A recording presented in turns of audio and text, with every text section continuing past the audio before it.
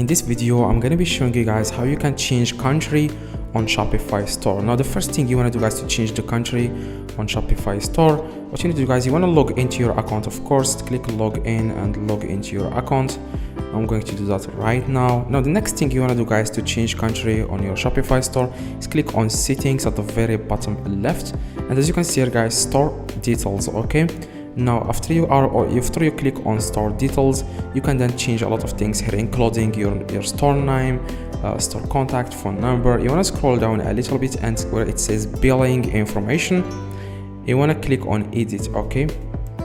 Now, after you click, guys, on edit, you want to then select the country that you want. For example, I'm going to select this one. As you can see, changing your store's country may affect subscription fees and billing currency you have access to. So make sure after you change the store, the country on your Shopify store, you make sure you read this, because it will affect your subscription fees and billing currency. Now you can just add here the country, the address, apartment, city. That's it, guys. And then what you need to do, guys, next after you do this, you want to click save in the top. All right.